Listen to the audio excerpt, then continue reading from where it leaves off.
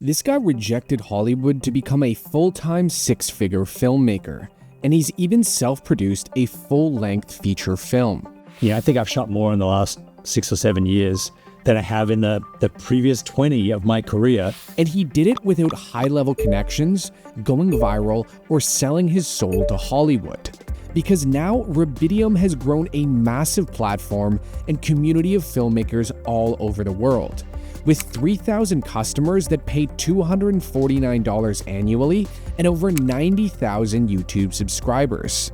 And in a career like filmmaking, where so many people struggle financially or work 14-hour days, accomplishing this is no small feat. What Rubidium's story shows us is that there is another path to doing what you love that doesn't involve spending your entire life on set or waiting to be discovered by some hotshot producer.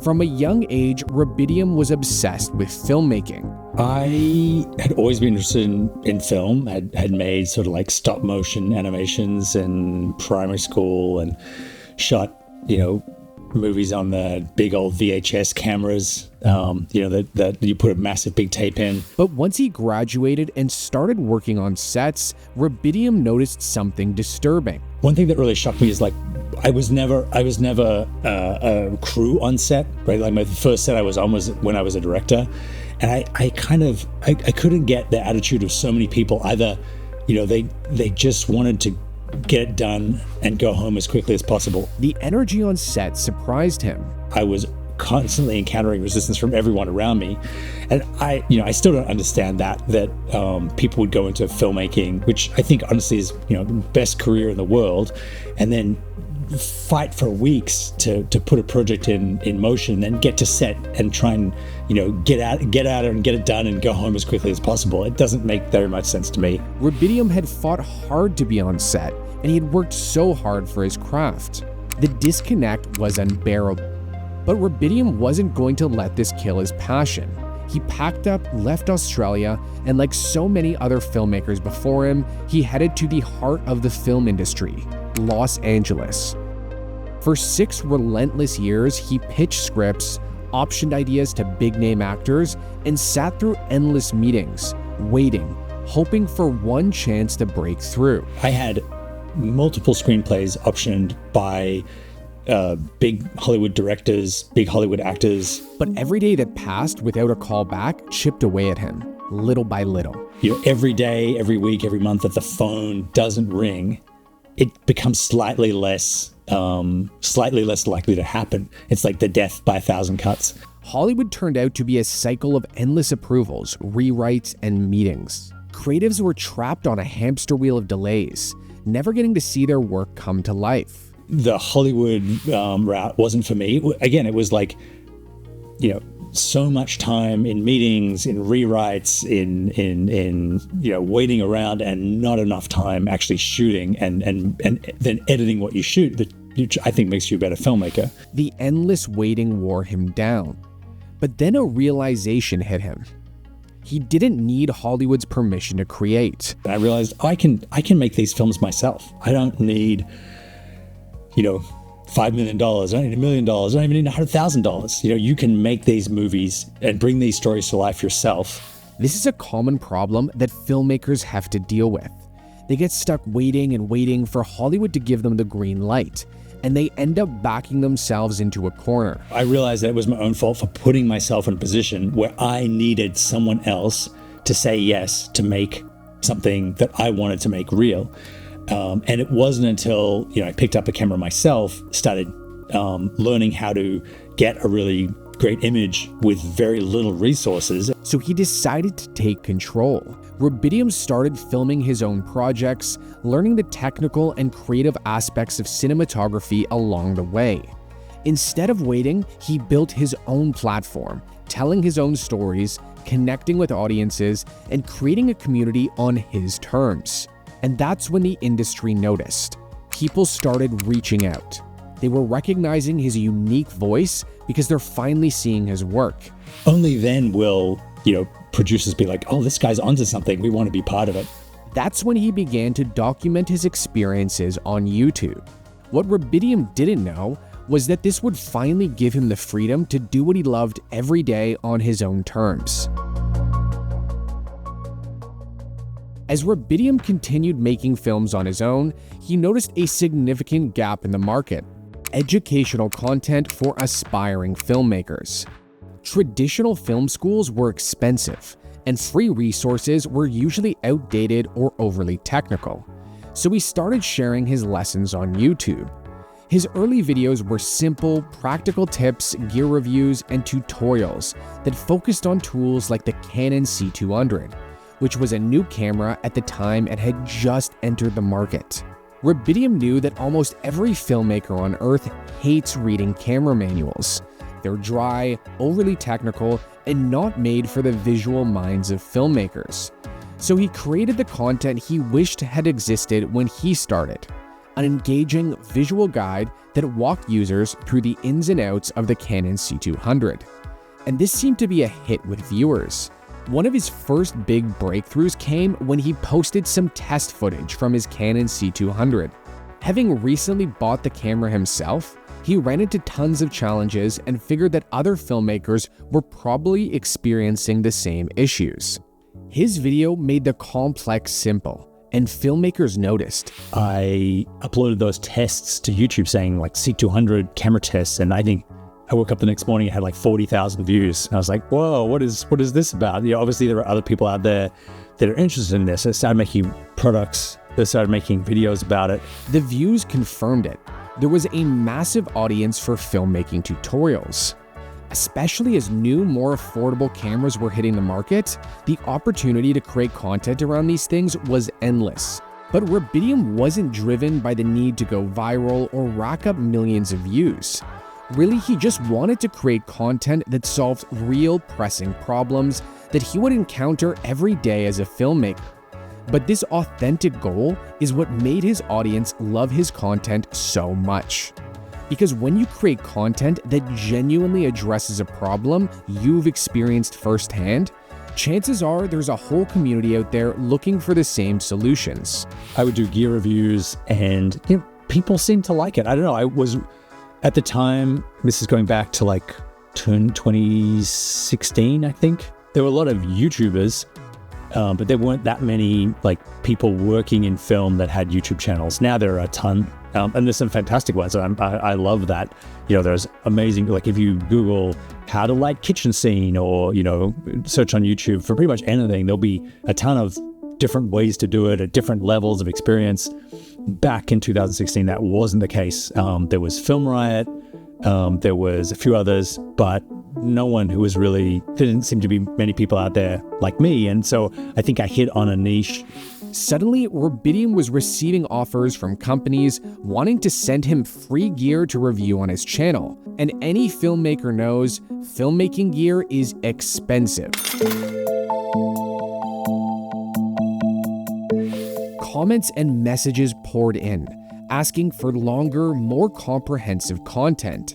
Seeing this demand, he took a leap and launched the Canon Masterclass, a full suite of camera courses designed to meet those exact needs. The idea that I would do that with all of the cameras I owned and eventually the whole Canon cinema range. He started by teaching the basics. The cover, focus, exposure, white balance, you know, media, as well as post and sound and all the things you need to know about a camera to get a good result over it. These were the core concepts he wished he'd had a resource for in his early days, and he knew they would be invaluable to other filmmakers starting out. And this is one of the most powerful content frameworks for new creators.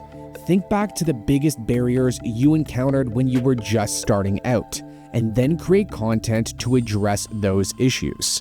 These basics might seem simple to you now, but to someone just starting out, they're invaluable. Right now, Canon Masterclass has just over 3,000 users. So some of those have bought courses individually, and some of those are what they call unlimited members. So you pay, I think it's $249 a year, and then you have access to all 40 of the courses, and there's like new courses all the time. The courses are structured in a way that they give the community value at every stage of their career growth, from first-time videographers to industry veterans. The success of Canon Masterclass changed the way Rubidium thought about his career. What I discovered was that real hope that I think a lot of people can aspire towards is having a career in something that you love, and then also teaching that thing online. See, most creatives think the only way to make a living doing what they love is by freelancing. And this often results in the need to take on less than ideal projects just to pay the bills. But by turning his specialized knowledge into a digital product suite, Rubidium was able to supplement his income, which gives him way more autonomy to choose the projects that he wants to work on. This is sort of a side hustle for me. It's a way of YouTube and Canon Masterclass are a way for me to, spend some more time at home rather than traveling for work and going out and shooting videos and commercials and content. One thing that prevents so many people from creating and publishing online content is the fear that they won't be successful. So many people get obsessed on any platform with like what the platform wants or how many likes.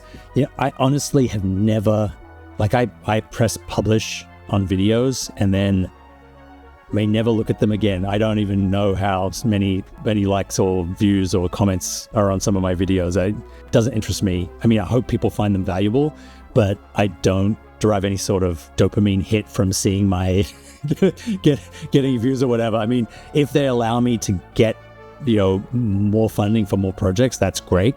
But I feel like once you invest your self-worth in how well someone likes what you've made, be it your feature film and the box office or your YouTube and the amount of views or likes it gets, you've made this deal with the devil to not be happy until you get some impossible dream. And it'll always be, one more video, there'll always be people out there that are getting more views than you. But for Rubidium, as long as he provides the audience with real value and he's genuinely proud of the content he created, the content is a success regardless of the numbers.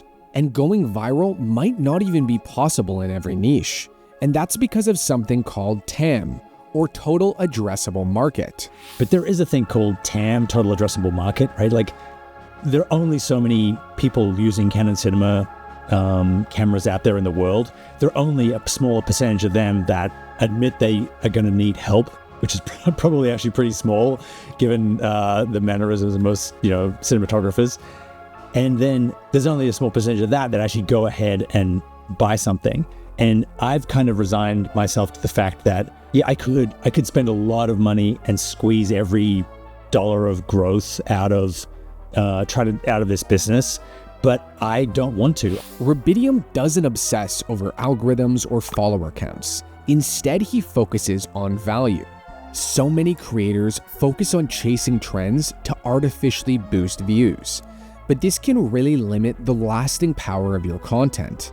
Having 100 superfans is a lot more profitable than having 10,000 people watch a video and then forget you exist. The value of any one customer isn't just about how much they spend. How your customers feel about you and what they're prepared to tell others about you can influence your revenues and profit just as much. To put it simply, superfans are the best salespeople.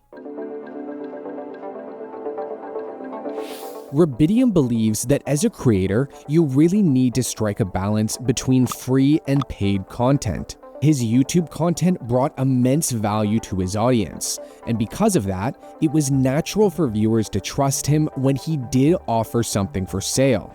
No one's going to buy your paid content unless they've already gotten something of value from your free content. Rubidium doesn't believe in growth for growth's sake, and his success proves it isn't necessary to go viral and become a top earner doing what you love. My YouTube channel is like 90,000 something, right? There are people that started YouTube last year that already have more followers than me. Rubidium doesn't think a creator should derive their worth from the amount of followers they have. I've never pursued YouTube as an end in itself.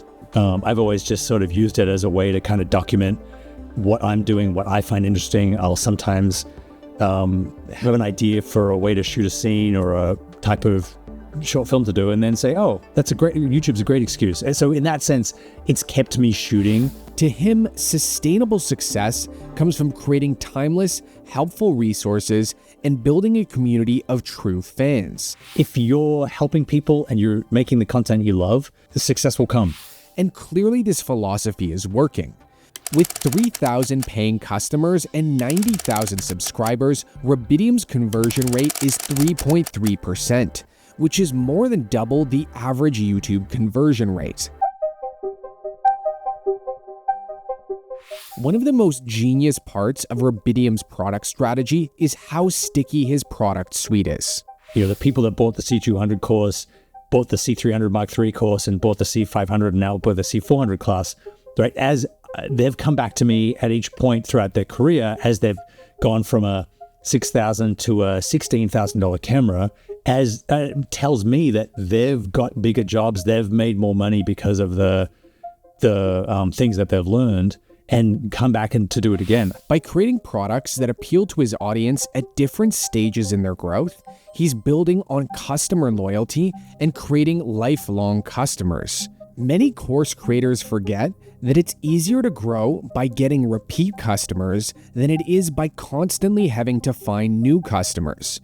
The average conversion rate for new customers is roughly between 1 and 3%, but the average conversion rate for a repeat customer is between 60 and 70%.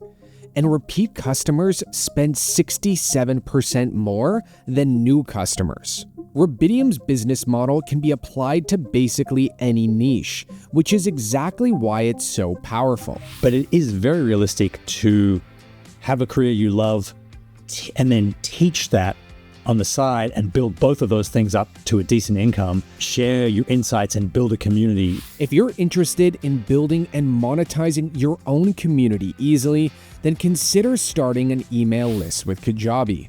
Thanks for watching, and I'll see you in the next one.